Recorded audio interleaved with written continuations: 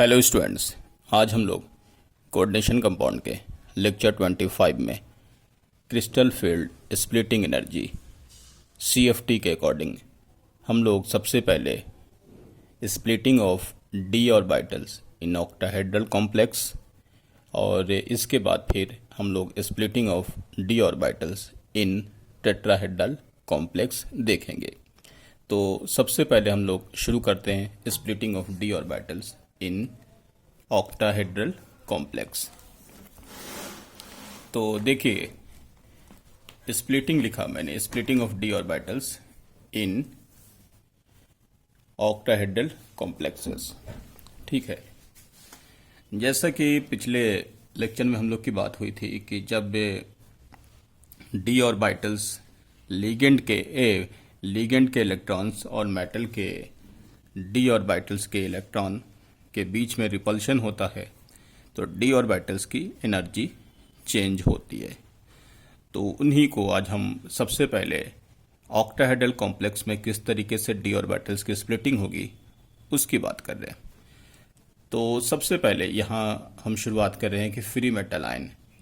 तो free metal ion यानी कि वैसे मेटल या मेटल आयन है जिन पर शुरुआत में अभी लिगेंड ने अप्रोच नहीं किया।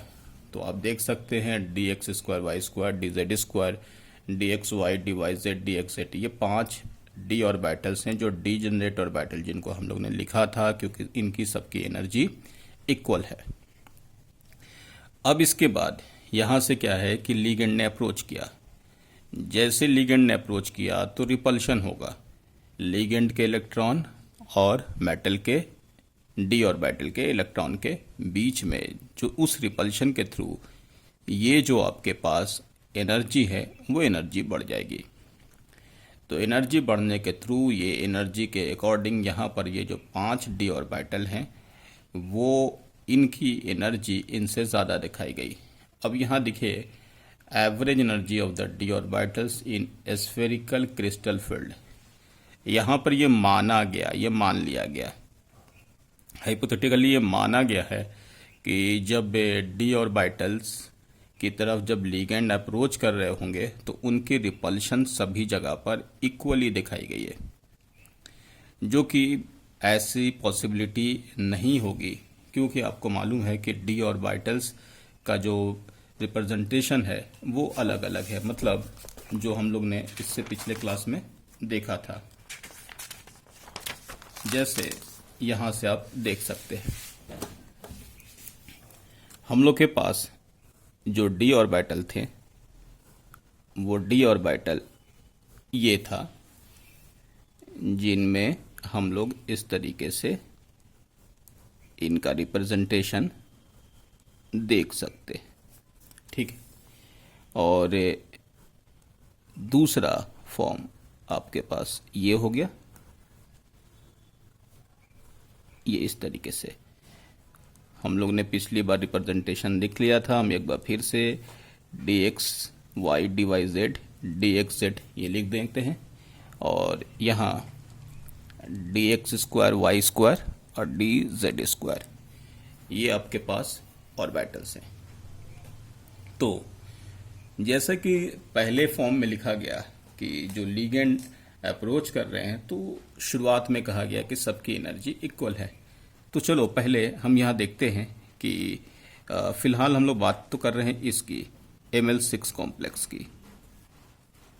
ठीक है, Ml6 कॉम्प्लेक्स की जो हम लोग बात कर रहे हैं तो उस केस में Ml6 कॉम्प्लेक्स में ये अगर आप ऐसे देख लें कि ये है आपके पास रिप्रेजेंटेशन, ये देखो, ये लिगेंड मैंने इस तरीके से ले लिया। ठीक है, लिगेंड के लेने के बाद अगर आपसे कहा जाए कि इनके अकॉर्डिंग अगर आप एक्सिस डिफाइन करें तो आपके पास ये है। अगर आपने ले लिया एक्स एक्सिस, ये वाई एक्सिस और ये जेड एक्सिस। ठीक है, तो एक बात यहाँ पर क्लियर है कि ऑक्टाहेड्रल जो कॉम्प्लेक्स होगा, जो ऑक्टाहेड्रल ज्योमेट्री है उसमें लिगेंड की जो पोजीशन है वो कहाँ पर है, एक्सिस पर है। पहले तो ये समझ लो कि लिगेंड की पोजीशन ऑक्टाहेड्रल में कहाँ है, एक्सिस पर है। ठीक है, तो लीगेंड की पोजीशन आपको पता चल गया। अब जब लीगेंड की पोजीशन पता चल गया तो उस केस में अगर हम लोग यहाँ पर मेटल देख लिया तो ये लीगेंड की पोजीशन एक बार हम फिर से दिखा दें आपको। ये हो गया लीगेंड की पोजीशन, ठीक है, ये लीगेंड की पोजीशन हो गया। जैसा कि आपको मालूम है कि ये एक्सिस पर ही है, ये इस तरीके से ये एक्सिस पर है, ठीक है। अब यहाँ जब ये एक्सिस पर है तो इस दौरान यहाँ पर आपके पास जो डी ऑर्बिटल्स के जो इलेक्ट्रॉन्स होंगे वो कुछ तो डी ऑर्बिटल्स एक्सिस वाले होंगे और कुछ ऐसे होंगे जो एक्सिस पर नहीं होंगे, यानी जिनके लोब डी ऑर्बिटल्स के लोब। तो उन दोनों में जो रिपल्शन का जो केस होगा वो अलग अलग होगा। बात समझ रहे? जैसे आपने कहा कि जब लीगेंड जो है मेटल के इलेक्ट्रॉन की तरफ अप्रोच करेगा तो वहां रिपल्शन होगा। तो रिपल्शन होने की वजह से जो डी ऑर्बिटल्स एक्सिस वाले लोब के अकॉर्डिंग हैं और जो विदाउट एक्सिस यानी कि नॉन एक्सियल हैं, तो दोनों में रिपल्शन अलग अलग होगा। क्योंकि इनको तो वही चीज हम दिखा रहे हैं कि रिपल्शन के थ्रू अगर मैंने यहां पर ले लिया कि आपके पास जो इलेक्ट्रॉन्स हैं यानी कि जो लीगेंड है, ये चलो लीगेंड ले ली, यहां पर ये लीगेंड की पोजीशन ले लिया और यहां आपके पास ये है इलेक्ट्रॉन मेटल का, ठीक। दूसरे केस में भी वही काम करते हैं, ये ले लिया मैंने लीगेंड की पोजीशन, ठीक, ये लीगेंड की पोजीशन ले लिया और यहीं पर इलेक्ट्रॉन है। तो आप देख सकते हैं कि इसमें डायरेक्टली जो है मेटल के इलेक्ट्रॉन और लीगेंड के इलेक्ट्रॉन के बीच में रिपल्शन होगा और यहाँ पर भी रिपल्शन होगा, लेकिन थोड़ा इनडायरेक्टली। तो यहाँ का रिपल्शन इनके रिपल्शन के रिस्पेक्ट में कम होगा। तो आपके पास ये दो जो डी हैं वो एक्सिस के थ्रू उनके लोब को दिखाया गया और यहाँ पर जो तीन जो आपके पास ऑर्बिटल्स हैं इनकी जो लोब है वो नॉन एक्सियल है। तो इस केस में जब ऑक्टाहेड्रल में लीगेंड जो होगा, जो अप्रोच करेगा लीगेंड के इलेक्ट्रॉन और मेटल के इलेक्ट्रॉन जो यानी ये वाले डी ऑर्बिटल में होंगे, तो यहाँ पर रिपल्शन इनके रिस्पेक्ट में कम होगा। तो उस वजह से जब ऑक्टाहेड्रल के केस में डी ऑर्बिटल्स मेटल के जो जिसमें इलेक्ट्रॉन होंगे, जहां पर लीगेंड अप्रोच करेगा तो वहां पर ऑर्बिटल्स की जो वहां पर स्प्लिटिंग है डी ऑर्बिटल की वो होगी और उसमें इनकी एनर्जी को ज्यादा दिखाया जाएगा और इनकी एनर्जी को कम दिखाया जाएगा। इसको हम लोग यहाँ पर, क्योंकि ये लोब जो है वो एक्सिस से नहीं जा रहे हैं, तो इसको हम लोग नॉन एक्सियल कहेंगे और यहाँ पर दो है वो एक्सियल कहलाएगा। इसी को हम लोग T2G भी कहेंगे और यहाँ पर ये EG, ये T2G और EG का मतलब हुआ ये ट्रिपल डीजेनरेट ऑर्बिटल्स हैं। ट्रिपल डीजेनरेट मतलब यहाँ पर 3D की एक जैसी एनर्जी और EG का मतलब होता है डबल डीजेनरेट, ये रिप्रेजेंटेशन है, तो इसको हम लोग यहाँ पर कहते हैं डबल डीजेनरेट ऑर्बिटल्स। तो ट्रिपल डीजेनरेट ऑर्बिटल्स आपके पास ये हो गया यानी नॉन एक्सियल वाला, और डबल डीजेनरेट ऑर्बिटल्स कौन सा हो गया, एक्सियल वाला। तो उसी को लेकर के हम लोग यहाँ पर इस रिप्रेजेंटेशन को दिखा रहे थे कि शुरुआत में ये माना गया, ठीक है, कि रिपल्शन होगा लेकिन यहाँ पर इस तरीके से होगा, लेकिन हम लोग को मालूम है कि यह हाइपोथेटिकल फॉर्म है, इनमें तो स्प्लिटिंग के अकॉर्डिंग एनर्जी किसी ऑर्बिटल्स की ज़्यादा या कम होगी। तो क्योंकि यहाँ पर ये एक्सियल वाले दो डी हैं जो dx² y² dz² है, तीनों की देखिए दोनों की एनर्जी इक्वल है, तो ये EG है। और यहाँ पर आपके पास ये वाले जो ऑर्बिटल्स हैं जिसको हम लोग T2G कह रहे हैं, इसकी ऑर्बिटल्स की एनर्जी ये है, ये ट्रिपल डीजेनरेट, देखिए इनको तीनों को एक जैसा एनर्जी दिखाया गया है। ये डबल डीजेनरेट, देखिए इन दोनों की एनर्जी को एक दिखाया गया है।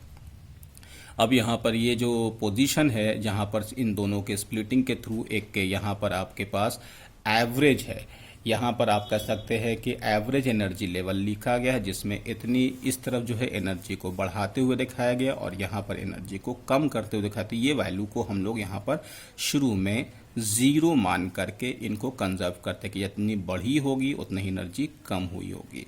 तो यहाँ आपके पास इस वाले फॉर्म में splitting of D orbitals in octahedral crystal field. तो स्प्लिटिंग ऑफ डी ऑर्बिटल जब ऑक्टाहेड्रल कॉम्प्लेक्स में जब लिगेंड के इलेक्ट्रॉन मेटल के डी ऑर्बिटल्स की तरफ अप्रोच कर रहे होंगे तो वहाँ पर स्प्लिटिंग जो होगी वो स्प्लिटिंग के थ्रू डी ऑर्बिटल्स इस तरीके से स्प्लिट कर जाएगा। तो वो डी ऑर्बिटल की स्प्लिटिंग में इसकी एनर्जी ज़्यादा और कम। यहाँ पर कुछ वैल्यू भी लिखा हुआ, वो है +0.6 डेल्टा ओ -0.4 डेल्टा ओ। अगर यहाँ पर आपको छोटा दिख रहा है तो ये वैल्यू आपके पास ये है -0.4 डेल्टा ओ, और ये वाली वैल्यू जो है ये अगर आपको छोटा दिख रहा है तो प्लस है 0.6 डेल्टा ओ। तो ये है इनके बीच का। डेल्टा ओ के बारे में फिर से बता दें, ये डेल्टा ओ क्या है। Delta O it is the energy difference in between Eg and T2G। ये Eg और T2G के बीच का एनर्जी डिफरेंस है, ठीक है। डेल्टा ओ क्या है, it is the energy difference in between T2G and Eg। और ये जो वैल्यू है, ये वैल्यू एक ऑर्बिटल का है, मतलब ये जो 0.6 है ये पूरा नहीं है, वो एक ऑर्बिटल का। नहीं तो आपको एक चीज़ यहाँ पर चलो हम यहाँ पर दिखाते हैं कि कहाँ से वो वैल्यू ले करके आते हैं। वो सबसे पहले उनको समझने के लिए हम लोग को यहाँ पर एक फॉर्म समझना होगा। सबसे पहले यहाँ पर ये ले लो E/dxy प्लस E/dyz। ये कहाँ चला गया, ऐसे dyz E/dxz plus E/dx² E/dz² is equal to 0। ये फ्री स्टेट में अभी फिलहाल इनको हम लोग 0 मान करके चलते हैं, ठीक है। इतना हो गया। अब हम लोग को मालूम है ये डीजेनरेट है, तो हम लोग यहाँ पर ऐसे लिख सकते हैं 3E/dxy। ये भी डीजेनरेट है, तो यहाँ पर लिख सकते हैं 2E/dz² इज इक्वल टू 0। ये हो गया। इसको इक्वेशन मान लेते हैं ताकि हम आपको वैल्यू वहाँ पर कैलकुलेट करके दिखा सकते हैं। 1 और 2 हो गया, ठीक है। अब नेक्स्ट में यहाँ पर दिखाते एक और चीज़। हाँ, E/dz, ये देखिए फाइनल ले लिया, फाइनल माइनस इनिशियल से कोई ले लो। ऊपर से मैंने dz² ले लो या dx/y को, दोनों की एनर्जी इक्वल है। नीचे से मैंने ये ले लिया इज इक्वल टू डेल्टा ओ, जो मैंने आपको अभी दिखाया था कि it is the energy difference in between Eg and T2G। यहाँ पर हो गया। इसको इक्वेशन मान लो 3rd। बस यहीं तक आपका काम हो गया। अब इस इक्वेशन से इस इक्वेशन को इक्वेट करके किसी भी वैल्यू को आप कैंसिल कर दो तो यहाँ पर एक वैल्यू आपको मिल जाएगा। जैसे अगर हम लोग यहाँ पर इस इक्वेशन में देख ले कि यहाँ पर जो है इक्वेशन 3rd में मुझे अगर ये वाला कैंसिल करना है तो इक्वेशन 3rd में हम लोग 2 से मल्टीप्लाई कर दिया, multiply by 2 and then subtract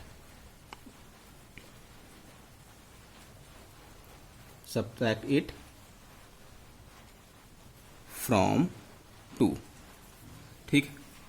यहाँ पर हमने क्या काम किया, सबसे पहले इक्वेशन 3 में 2 से, तो आपके पास वैल्यू क्या आ जाएगा, यहाँ पर लिख सकते हैं 2E/dz² minus 2E/dxy is equal to 2 delta ओ।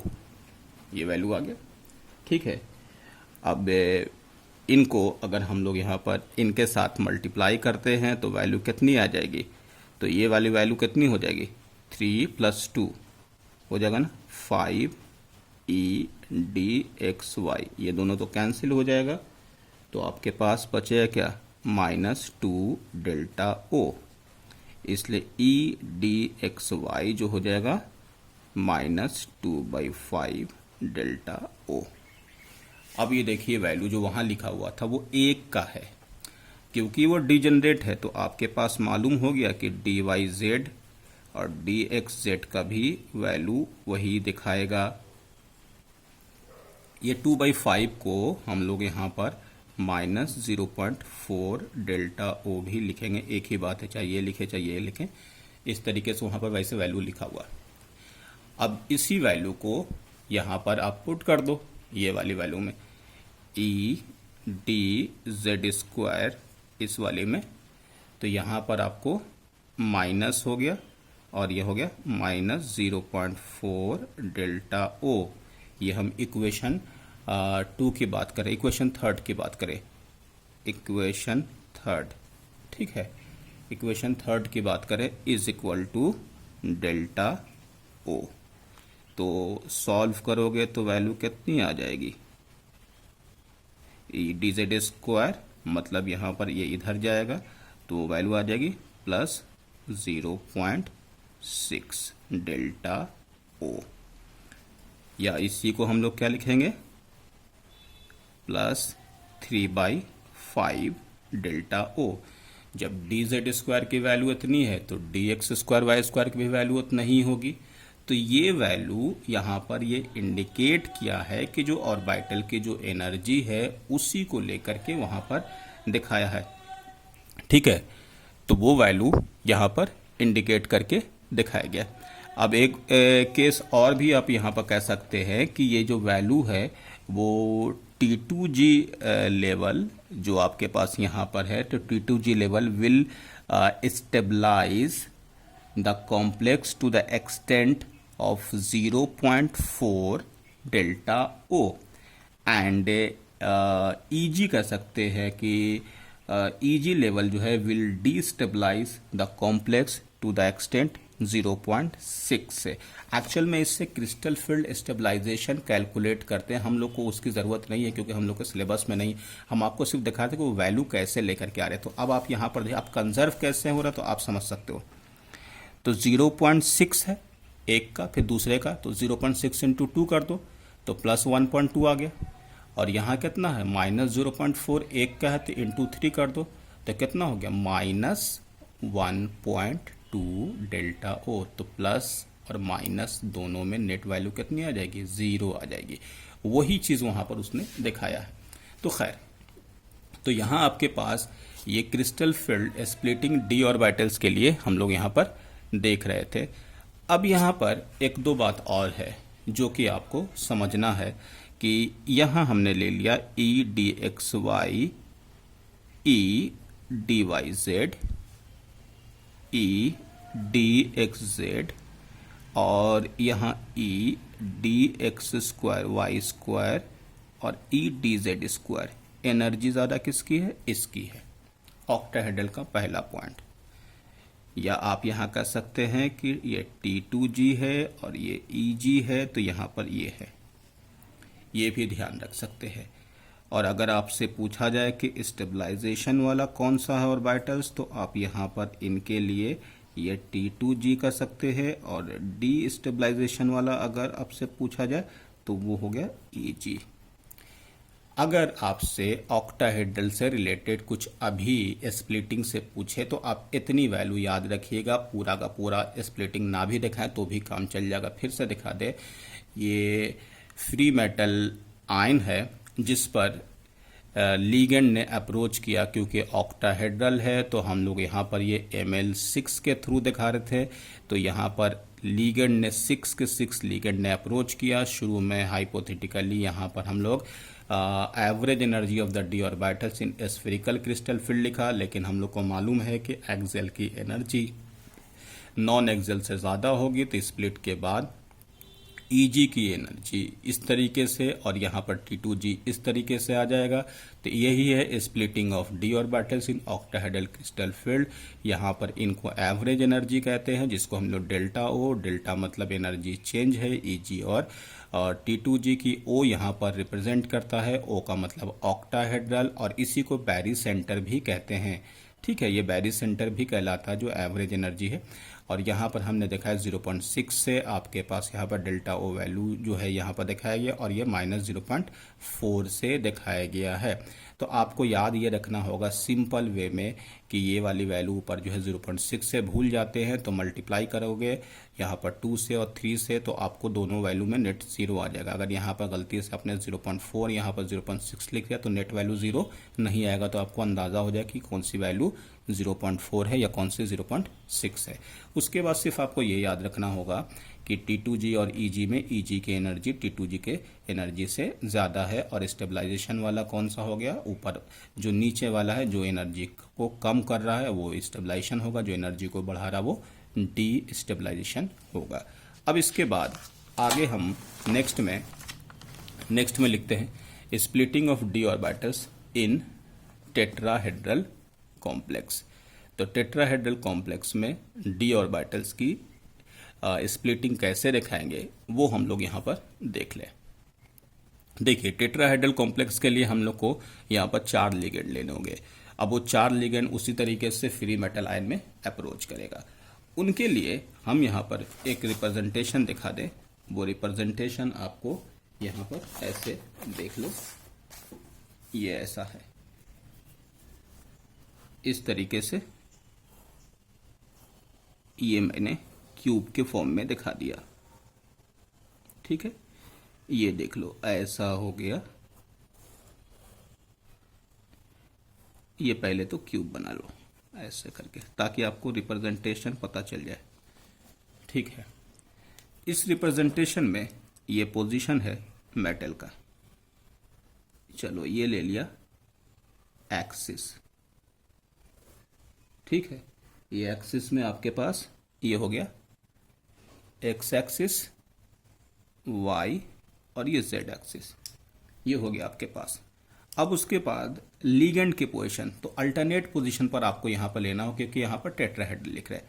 तो ये देखिए, एक लीगेंड ये ले लिया, इसको छोड़ करके फिर नेक्स्ट पोजीशन पर यहाँ आ जाओ, फिर इसको छोड़ के नेक्स्ट पोजीशन पर यहाँ आ जाओ, इसको छोड़ के नेक्स्ट पोजीशन पर यहाँ आ जाओ। ये हो गया आपके पास।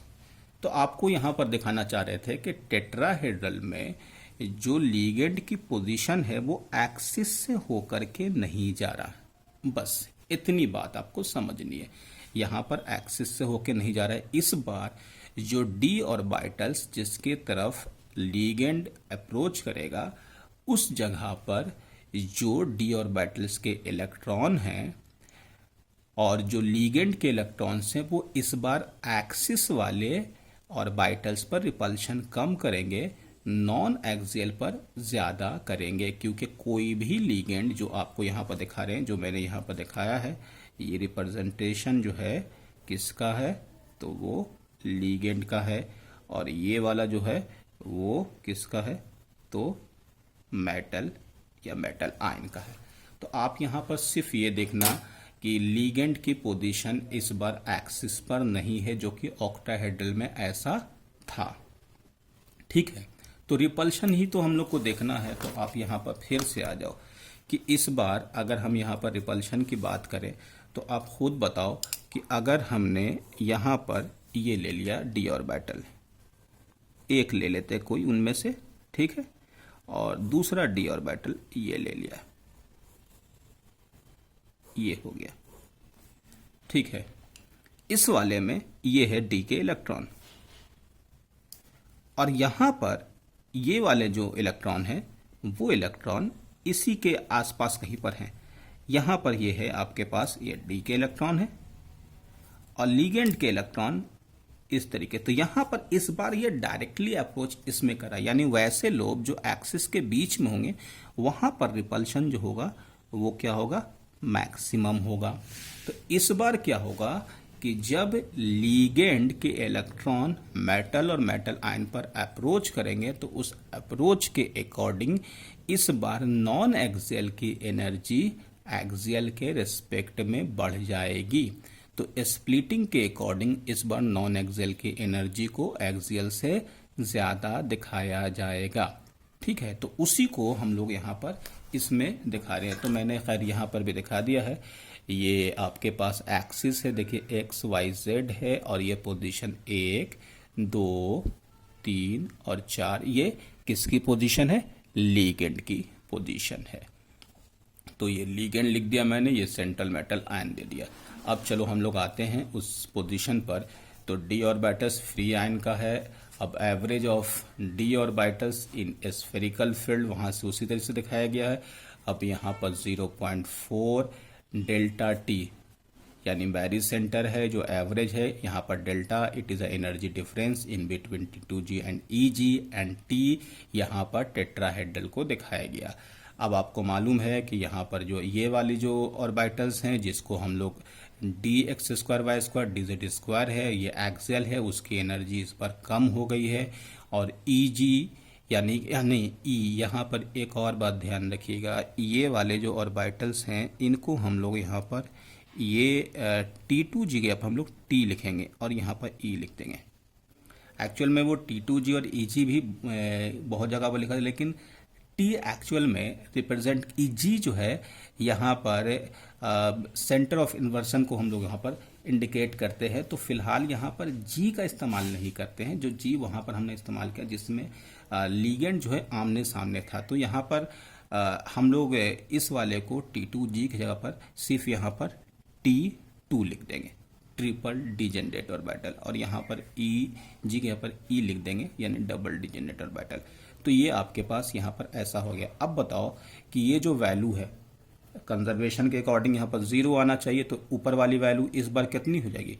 0.4 हो जाएगी ना। ये देखो, ये वाली वैल्यू जो नीचे थी यहाँ पर ये वाली वैल्यू 0.4, तो ये ऊपर चला गया, तो ये वैल्यू पॉजिटिव दिखा रहे हैं।